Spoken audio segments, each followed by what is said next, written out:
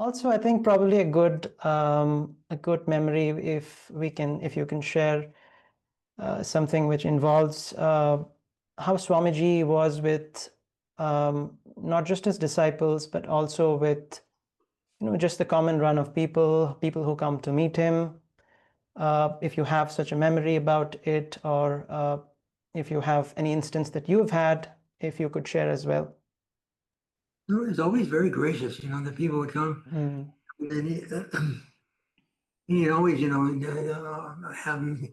He usually came on again on the weekend, and so he'd be very gracious and have them invite them in, and or maybe they just came with a group and they were also just there, they just came in with a group, and he would notice that they would be there, but he would always treat everybody who came with as part of the family, as it were. There was never you never felt you're an outsider.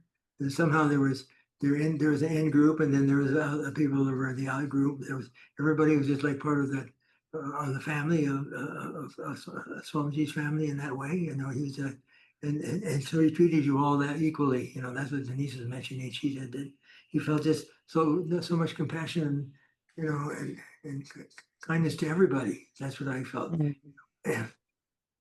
And Beautiful.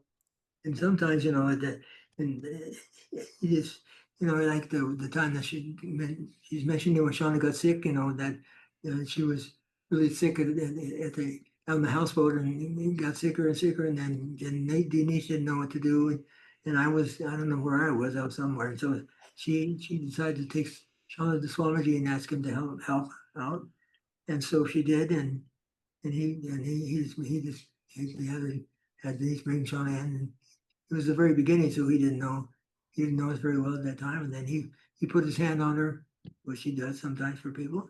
He put his hand on her, and I think he gave her some prashad or something, a little prashad to eat or something.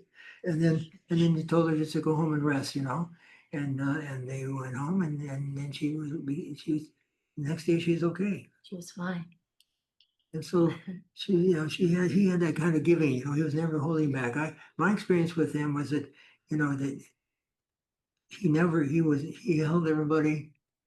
I think it was because he understood everybody as who they actually were. I mean, in their core, so they were all that one supreme being. So he treated everybody with that's supreme kindness, and he accepted everybody. He never felt judged. I know in the life, you meet somebody, that they're making judgments about you or thinking about this and that or something.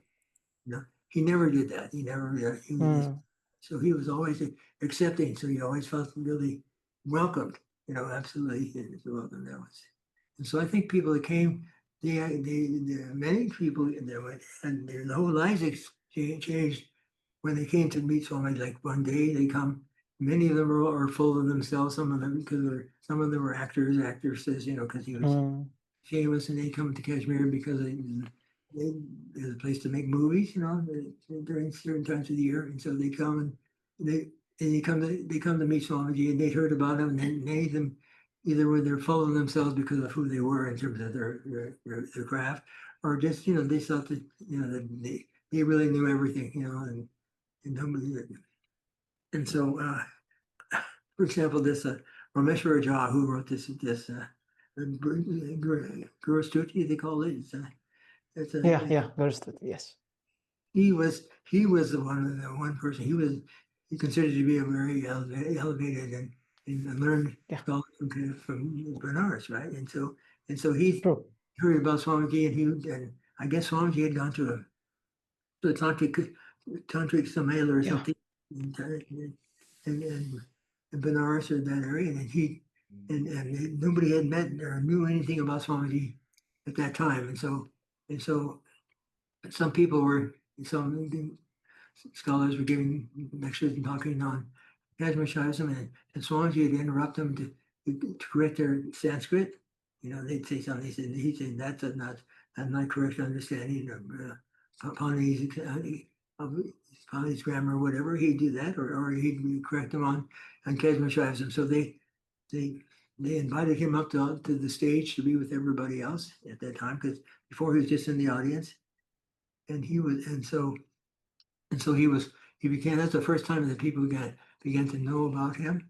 No, yeah. This Rameshwar, he also, he had heard about him at that time, and so he wanted to go, and basically he wanted to go to meet Swamiji and kind of and show him that he had greater knowledge. I mean, like that kind of scholarly Mm, people have sometimes, So he had gone to Kashmir, and he came in special trip to Kashmir to meet Swamiji, and he came to the ashram, and he thought he was going to really be able to do something, make some real statement here and so forth.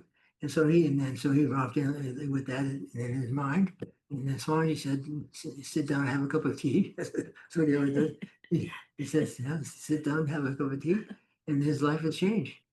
Also, he had this cup of tea yeah. in his whole life, his experience with Swami, everything just kind of he just had some incredible experience at that time in Swamiji's presence. And he didn't want to ask anything. He just was there. And then his whole life became different. And that's when he wrote that Guru Siddhi. And he became, his spirituality become more mature. So that would happen. People would come to the ashram sometimes, not every, but sometimes they'd come to see him. And then they would be within in his presence, and they go away or come away, and then they say something happened to me. Who's that person? I really want to meet him again. And you have to get to know him more. Or just that they had one idea when they came, and then and all of a sudden they had a different idea when they left the next day.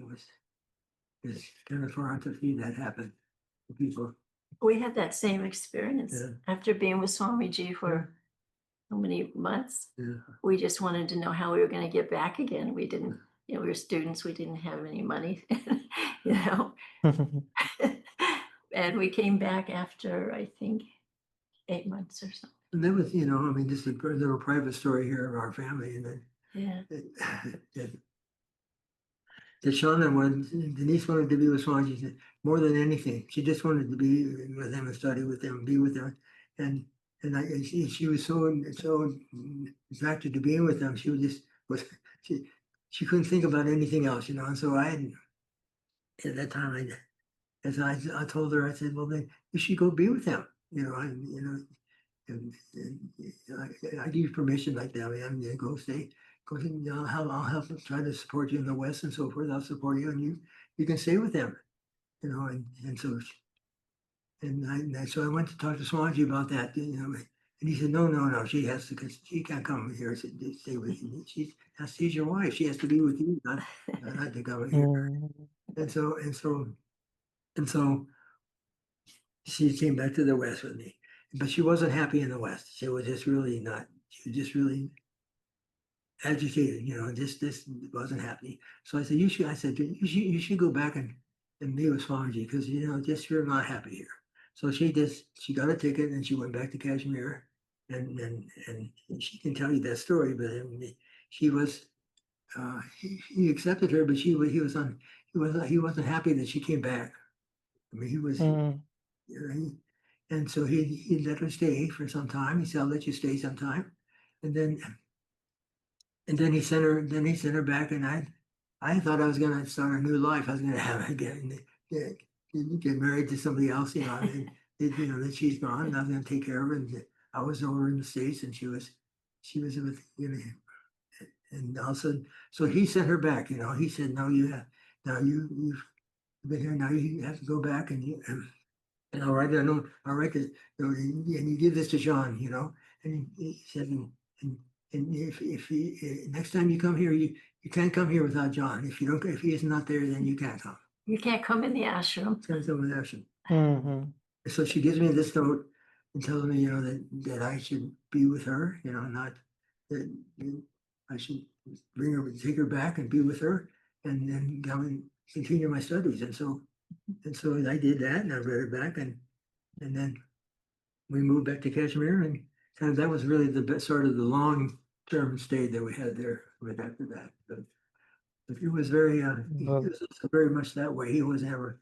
I know that some some people with some teachers, the women get attached to them and they leave their husbands. But he wasn't interested in any of that. He didn't. He was